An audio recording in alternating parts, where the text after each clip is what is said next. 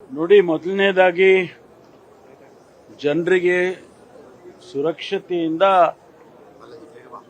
ಅವರ ವಾಹನಗಳಲ್ಲಿ ಓಡಾಡಬೇಕು ಅನ್ನೋದನ್ನ ನಾವು ಒಂದು ಮನವರಿಕೆ ಮಾಡಿಕೊಳ್ಳೋ ದೃಷ್ಟಿಯಲ್ಲಿ ಇದನ್ನ ಪ್ರತಿ ವರ್ಷ ಆಯೋಜನೆ ಮಾಡ್ತಾರೆ. ಸಾರಿಗೆ ಇಲಾಖೆ, ಲೋಕೋಪಯೋಗಿ ಇಲಾಖೆ, ಪೊಲೀಸ್ ಇಲಾಖೆ ಇವರೆಲ್ಲರೂ ಸೇರಿ ಮಾಡ್ತಾರೆ.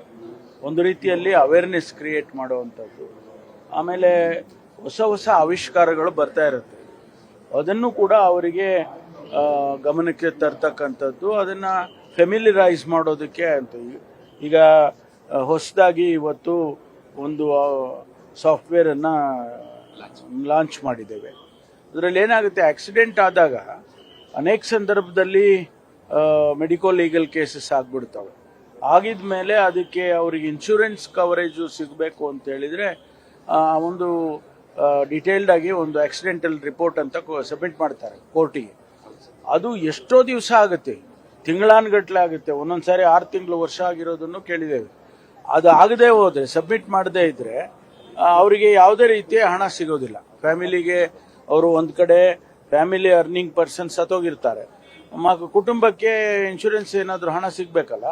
ಅದಕ್ಕೆ ಈ ಸಾಫ್ಟ್ವೇರ್ ಏನ್ ಮಾಡಿದ್ದಾರೆ, ತತ್ಕ್ಷಣ ಅವರಿಗೆ ಒಂದು ರಿಪೋರ್ಟ್ ಅನ್ನ ಸಬ್ಮಿಟ್ ಮಾಡೋದಕ್ಕೆ ಅನುಕೂಲ ಆಗುತ್ತೆ. ಅದನ್ನ IIT ಮದ್ರಾಸಿಂದ ಒಬ್ಬ ಪ್ರೊಫೆಸರ್ ಬಾಲಸುಬ್ರಹ್ಮಣ್ಯಂ ಅಂತ ಹೇಳಿ ಅವರು ಮಾಡಿದ್ದಾರೆ. ಅದೇ ರೀತಿ ಇವತ್ತು ಬೇರೆ ಬೇರೆ ವಿಚಾರಗಳೆಲ್ಲವೂ ಕೂಡ ಈಗ ಎಕ್ಸಿಬಿಷನ್ ಅಲ್ಲೂ ತಾವು ನೋಡಿದ್ರಿ, ಹೊಸ ಹೊಸ ಆವಿಷ್ಕಾರಗಳಿರ್ತಕ್ಕಂಥದ್ದು. ಹಾಗಾಗಿ ಈ ಒಂದು ಇವೆಂಟ್ ಏನಿದೆ ಇದು ಬಹಳ ಉಪಯುಕ್ತವಾಗಿ ಆಗ್ತಕ್ಕಂಥದ್ದು ಜನಸಮುದಾಯಕ್ಕೆ, ಮತ್ತು ನಮ್ಮ ಸರ್ಕಾರದಲ್ಲಿಯೂ ಕೂಡ ಇದರ ಬಗ್ಗೆ ಬಹಳ ಹೆಚ್ಚಿನ ಆಸಕ್ತಿಯನ್ನ ತಗೊಂಡು ಮಾಡ್ತಾರೆ. ಸಾರಿಗೆ ಇಲಾಖೆನೇ ಮುಖ್ಯವಾಗಿ ಇದನ್ನ ಮಾಡ್ತಾ ಇರ್ತಕ್ಕಂಥದ್ದು. ಹಾಗಾಗಿ ಅವರು ಇವತ್ತು ಬಹಳ ಚೆನ್ನಾಗಿ ಇವತ್ತು ಆರ್ಗನೈಸ್ ಮಾಡಿದ್ದಾರೆ.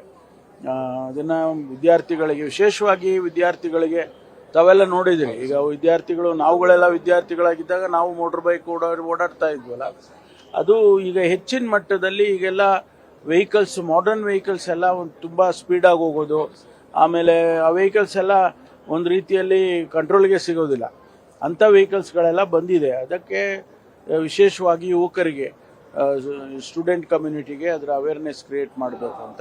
ಮತ್ತೊಂದು, ಈ ಡ್ರಗ್ಸ್ ವಿಚಾರದಲ್ಲಿ ನಾವು ಒಂದು ಕ್ಯಾಂಪೇನ್ಸ್, ಒಂದು ವಾರ್ ಡಿಕ್ಲೇರ್ ಮಾಡಿದ್ದೀವಿ ಕರ್ನಾಟಕ ಸರ್ಕಾರ. ಅದನ್ನು ಕೂಡ ನಮ್ಮ ಸಾರಿಗೆ ಇಲಾಖೆ ವತಿಯಿಂದ ಯುವಕರಿಗೆ ಅವೇರ್ನೆಸ್ ಕ್ರಿಯೇಟ್ ಮಾಡೋದಕ್ಕೆ ಅದನ್ನು ಮಾಡಬೇಕು ಅಂತೇಳಿ ನಾನು ನಮ್ಮ ಸಾರಿಗೆ ಸಚಿವರಿಗೆ ರಿಕ್ವೆಸ್ಟ್ ಮಾಡಿದ್ದೀನಿ. ಅದನ್ನು ಕೂಡ ಒಂದು ಕ್ಯಾಂಪೇನ್ ಅವರು ತಗೊಂಡಿದ್ದಾರೆ. ಸೋಮವಾರದಿಂದ ಮೆಟ್ರೋ ದರ ಹೆಚ್ಚಲಾಗ್ತದೆ, ಹಾಗಾಗಿ ರಾಜ್ಯ ಸರ್ಕಾರ ದಿವಾಳಿ ಆಗಿದೆ ಅಂತ ಹೇಳ್ಬಿಟ್ಟು ಸಂಸದ PC ಮೋಹನ್ ಒಂದು ಟ್ವೀಟ್ ಮಾಡಿ, ಅವರಿಗೆ ಅದೇ ಕಾಣಿಸ್ಬೇಕಲ್ಲ. ಅವರು ಅದನ್ನ ಅಲ್ಲದೆ ಬೇರೆ ಏನು ಹೇಳಕ್ಕಾಗುತ್ತೆ. ಭಾರತೀಯ ಜನತಾ ಪಾರ್ಟಿ ಅವರಿಗೆ ಬೇರೆ ವಿಚಾರಗಳು ಕಾಣೋದೇ ಇಲ್ಲ. ಮೆಟ್ರೋ ಎಕ್ಸ್ಟೆಂಡ್ ಮಾಡಿದ್ ಗೊತ್ತಾಗಿಲ್ಲ ಅವರಿಗೆ, ದರ ಹೆಚ್ಚು ಮಾಡಿದ್ ಮಾತ್ರ ಕಾಣಿಸುತ್ತೆ. ಜನಸಮುದಾಯಕ್ಕೆ ಈಗಾಗಲೇ ನಮ್ಮ 100ಕ್ಕೂ ಹೆಚ್ಚು ಕಿಲೋಮೀಟರ್ ಇವತ್ತು ಮೆಟ್ರೋ ಓಡಾಡ್ತಾ ಇದೆ ಬೆಂಗಳೂರಲ್ಲಿ. ಲಕ್ಷಾಂತರ ಜನ ಟ್ರಾವೆಲ್ ಮಾಡ್ತಾರೆ. ಅದು ಹೇಳೋದಿಲ್ಲ ಅವರು ಏನೋ ದರ ಜಾಸ್ತಿ ಮಾಡಿದ್ರು ಅಂತ ಹೇಳೋದನ್ನೇ ಹೇಳ್ತಾರೆ. ಕೇಂದ್ರ ಸರ್ಕಾರ ಮತ್ತು ರಾಜ್ಯ ಸರ್ಕಾರ ಎರಡೂ ಸೇರಿ ನಡ್ಕೊಳ್ಳೋದಲ್ವಾ ಮೆಟ್ರೋ, ಅದು ಅವರ ಜವಾಬ್ದಾರಿನೂ ಇದೆ ಅಂತ ಅನ್ನೋದನ್ನ ಮರ್ತು ಬಿಟ್ಟಿದ್ದಾರೆ. Thank you.